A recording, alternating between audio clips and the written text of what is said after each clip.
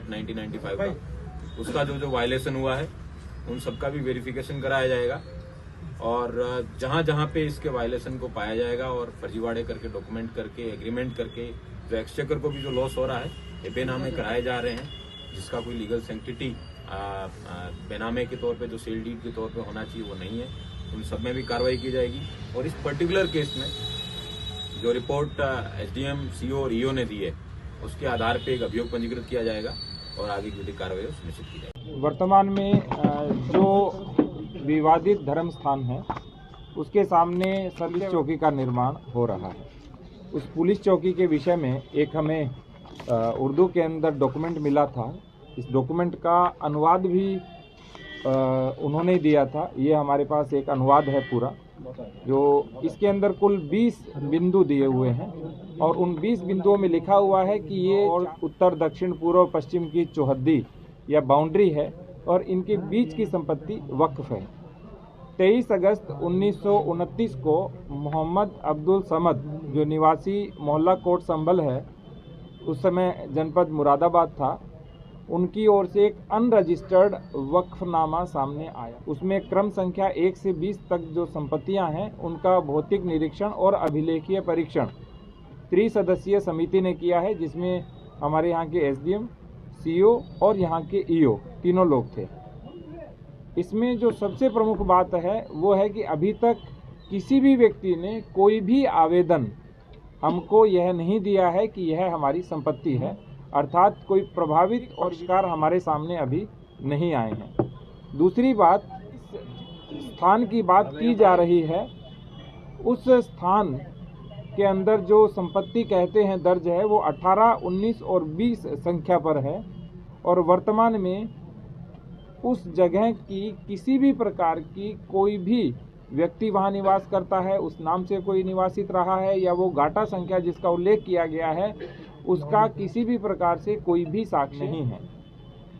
तीसरी बात, यहाँ कुछ जो क्रम संख्याएं मैं आपको दिखाऊंगा, हमने इस तरह से चौहद्दियों का निर्माण कराया, जो परीक्षण किया हमारी पूरी टीम ने। उन्होंने देखा कि जो क्रम संख्या 9 के ऊपर एक अंकित चौहद्दी है, तो ग्राम बिछोली तथा शेर खां सराय दोनों के बीच 4 किलोमीटर है और बीच की 4 किलोमीटर की पूरी भूमि उसके अंदर वक्फ के रूप में लिखी हुई है, जो अनरजिस्टर्ड, बिना आवेदनकर्ता और बिना किसी स्वामी के है। दूसरा, कोई भी भूमि जब वक्फ की जाती है तो उसमें स्वामित्व का उल्लेख अवश्य होता है, इसमें किसी प्रकार के कोई भी स्वामित्व का उल्लेख नहीं है। तीसरी बात, वर्तमान जो भूमि है वहाँ पर कोई मकान स्थायी अस्तित्व में नहीं है, किसी प्रकार के जो नाम दिए गए हैं उस प्रकार के नाम भी वर्तमान में अस्तित्व में नहीं है। तो इससे ये प्रश्न चिन्ह उठता है कि जिस भूमि की बात की जा रही है, जो वक्फ की गई है, उसकी वास्तविकता क्या है, किसी ने अभी इसके विषय में हमें अवगत नहीं कराया है।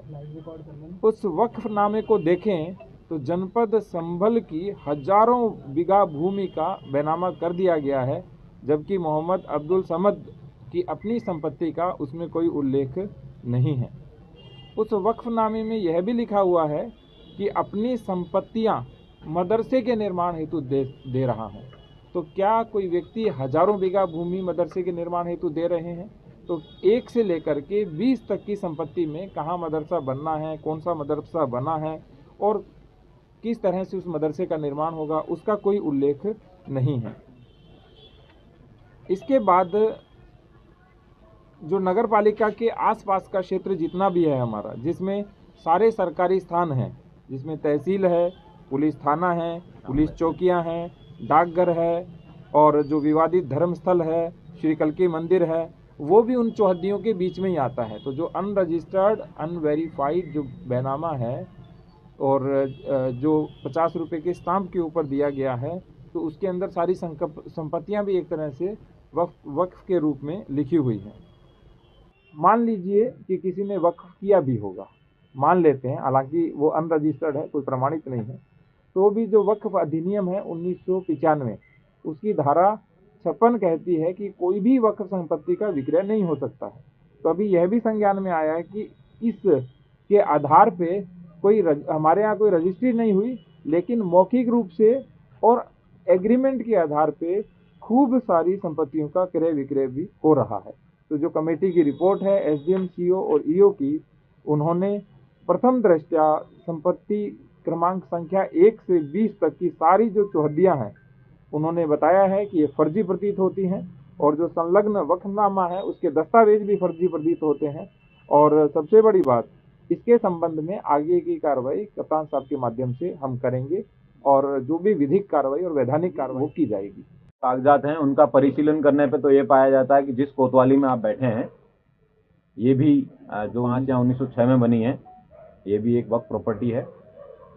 और इस तरीके के जो कागजात प्रस्तुत किए गए हैं, जितने भी वक्फ प्रॉपर्टी के कागजात हैं, उन सबको वेरिफिकेशन करवाया जाएगा उनका।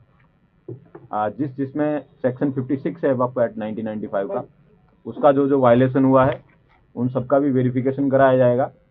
और जहाँ जहाँ पे इसके वायलेशन को पाया जाएगा और फर्जीवाड़े करके डॉक्यूमेंट करके एग्रीमेंट करके जो एक्सचेकर को भी जो लॉस हो रहा है, ये बेनामे कराए जा रहे हैं, जिसका कोई लीगल सेंटिटी बेनामे के तौर पे जो सेल डीड के तौर पे होना चाहिए वो नहीं है, उन सब में भी कार्रवाई की जाएगी।